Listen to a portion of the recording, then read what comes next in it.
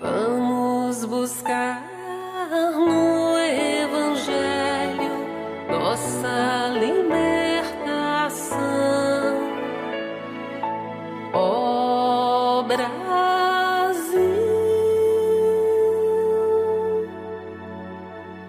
pátria amada do nosso coração.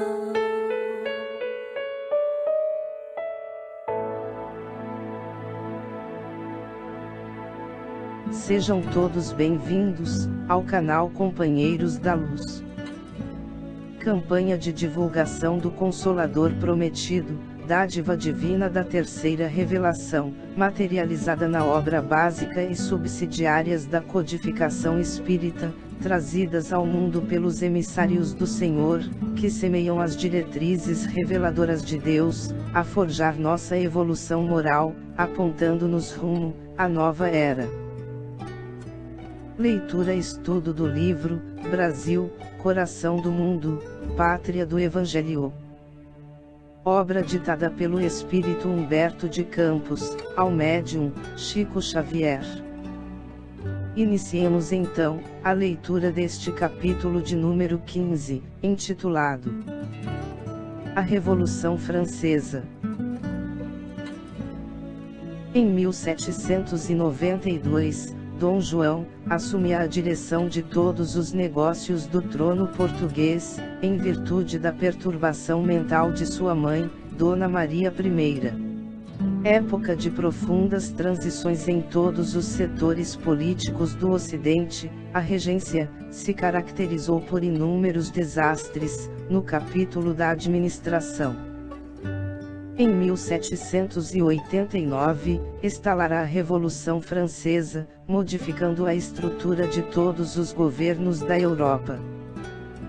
Depois da sua reunião em Versalhes, no dia 5 de maio de 1789, os Estados Gerais se transformaram em Assembleia Constituinte, e a 14 de julho do mesmo ano, o povo, oprimido e dilacerado pelas flagelações e pelos impostos, derrubava a Bastilha, esfacelando o símbolo do despotismo da realeza. Luís XVI é guilhotinado, a 21 de janeiro de 1793. Instala-se a República Francesa, sobre um pedestal de sangue, que corre abundantemente nas praças de Paris. A guilhotina decepa todas as cabeças da nobreza. Após a Declaração dos Direitos do Homem e do Cidadão, as coletividades da França se haviam entregado àqueles anos de embriaguez no morticínio. Esses movimentos invadem todos os departamentos das atividades políticas da Europa. Todos os tronos se unem então para o extermínio da República nascente. Mas os revolucionários não esmorecem na sua encarniçada resistência. Todas as pessoas suspeitas são decapitadas. O período do terror é a grande ameaça ao mundo inteiro. Esse período, porém, se encerra com a morte de Maximiliano Robespierre, no cadafalso para o qual os seus excessos de autoridade haviam mandado inúmeras vítimas. Instala-se, em 1795, o Diretório, que Napoleão Bonaparte faz derrubar em 1799, arvorando-se em primeiro cônsul. As casas imperiais europeias observam semelhantes acontecimentos, aguardando um ensejo próprio, a restauração do trono que a família dos Bourbons havia perdido. A França, após os desperdícios de força na luta fratricida, caíra nas mãos do ditador inteligente e implacável, que a conduziria ao caminho de todas as aventuras. De simples oficial de artilharia, Bonaparte chegara, mediante golpes de Estado, ao cargo supremo do país, fazendo-se proclamar imperador em 1804. Sob a sua direção audaciosa, todas as conquistas militares se empreendem. A Europa inteira apresta-se para a campanha, ao tinido sinistro das armas. Pela estratégia dos generais franceses, caem todas as praças de guerra, e o imperador vai catalogando o número ascendente das suas vitórias. A esse tempo, todos os gênios espirituais do Ocidente se reúnem nas esferas próximas do planeta, implorando a proteção divina para os seus irmãos da humanidade. Emissários de Jesus, descem com a sua palavra magnânima, a instruir os trabalhadores do bem, levantando-lhes as energias para os bons combates. Irmãos, elucidam eles, ordena o Senhor, que espalhemos a sua luz, e o seu amor infinito, sobre todos os corações que sofrem na terra. As forças das sombras intensificam a miséria e o sofrimento em todos os recantos do planeta. As ondas revolucionárias enchem de sangue todas as estradas do globo terrestre. As trombetas da guerra se fazem ouvir entoando as notas horríveis da destruição e da morte. Levantemos o espírito geral das coletividades oprimidas, renovando a concepção de liberdade na face do mundo. Anjo amigo, interpelou um dos operários da luz naquela augusta assembleia. Estarão enquadrados na lei divina os trágicos acontecimentos que se desenrolam na terra. Os tribunais se instalam para julgamentos sumários, que terminam sempre por sentenças de morte. As preces das viúvas e dos órfãos elevam-se até nós, nos mais dolorosos apelos, e, enquanto procuramos amparar esses irmãos, com os nossos braços fraternos, o banquete da guerra, presidido pelos ditadores, prossegue sempre, como se obedecesse a uma fatalidade terrível dos destinos do mundo. Irmãos, explica o mensageiro, o plano divino é o da evolução, e dentro dele, todas as formas de progresso das criaturas se verificariam sem o concurso desses movimentos lamentáveis, que atestam a pobreza moral da consciência do mundo. A revolução e a guerra não obedecem ao sagrado determinismo das leis de Deus. Traduzem o atrito tenebroso das correntes do mal, que conduzem o barco da vida humana ao mar encapelado das dores expiatórias.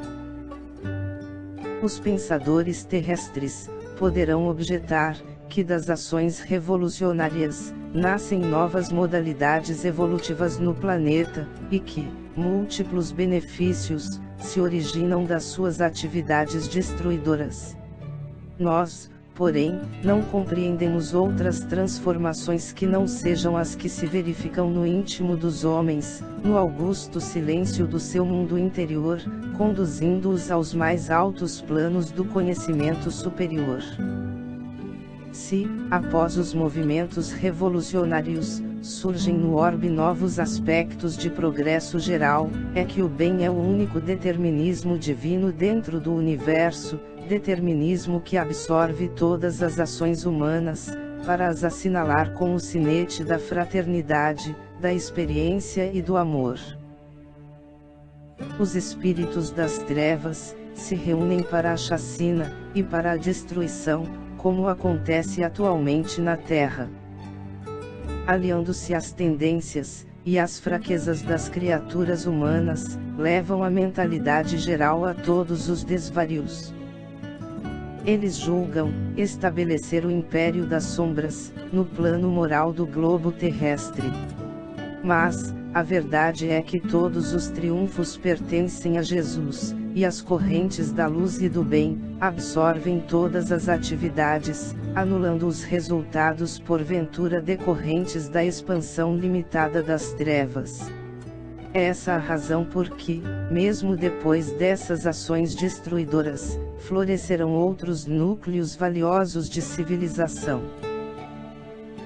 Até que a fraternidade deixe de ser uma figura mitológica no coração das criaturas humanas, até que estejam extintas as vaidades patrióticas, para que prevaleçam um só rebanho, e um só pastor, que é Jesus Cristo. Os seres das sombras terão o poder de arrastar o homem da terra às lutas fratricidas.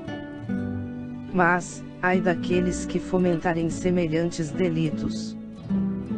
Para as suas almas, a noite dos séculos é mais sombria e mais dolorosa. Infelizes de quantos tentarem fechar a porta ao progresso dos seus irmãos, porque acima da justiça subornável dos homens, há um tribunal onde impera a equidade inviolável. A Temis divina conhece todos os traidores da humanidade, que passam pelo mundo glorificados pela história. A condenação lhes marca a testa, e aos seus ouvidos ecoam, incessantemente, as palavras dolorosas.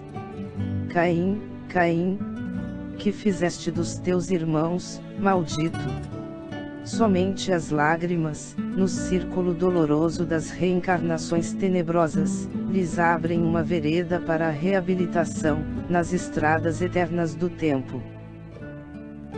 Dissolvida a Assembleia do Infinito, os amigos dos infortunados, espalharam-se pelas sendas terrestres, a reerguerem seus irmãos, nas lutas redentoras. Napoleão prosseguia, deixando em toda parte um rastro de lágrimas e de sangue. Suas incursões, em todos os países, lhe granjeavam o espólio miserável das posições, e das coroas, que o ditador ia distribuindo pelos seus familiares e amigos. O século XIX começava a viver embalado pelo fragor das armas, em todas as direções.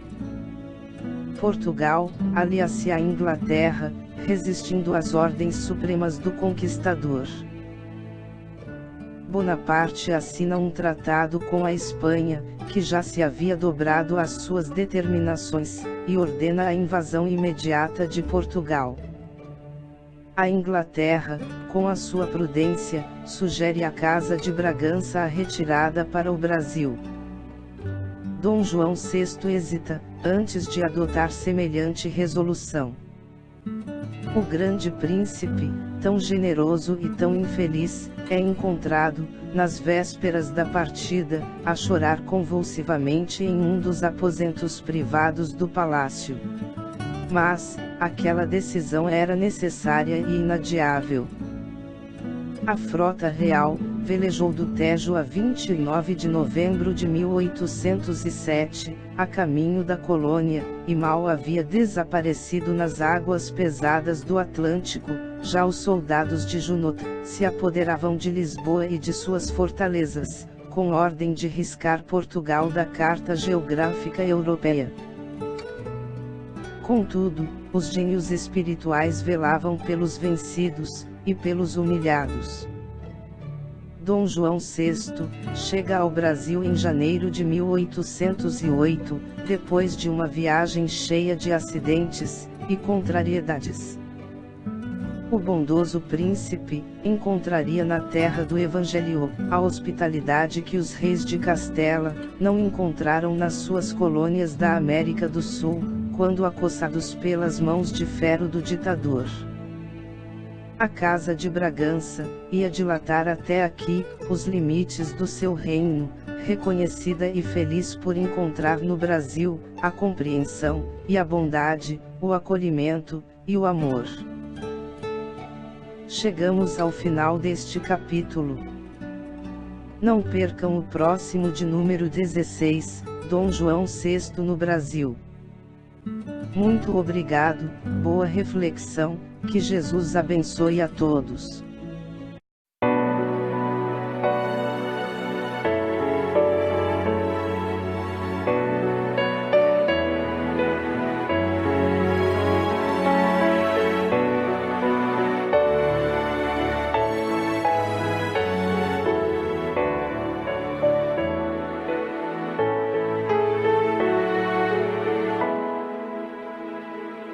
Brasil, terra de bênçãos, Brasil, celeiro de luz, Brasil,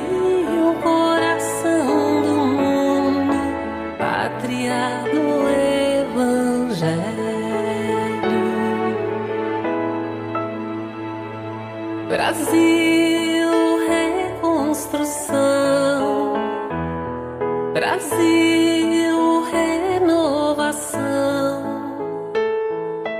tempo novo de despertar, tempo de evangelizar.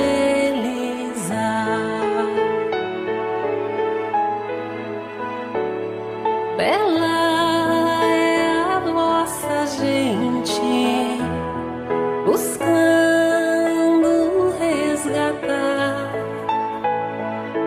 um passado cheio de erros, no presente a trabalhar.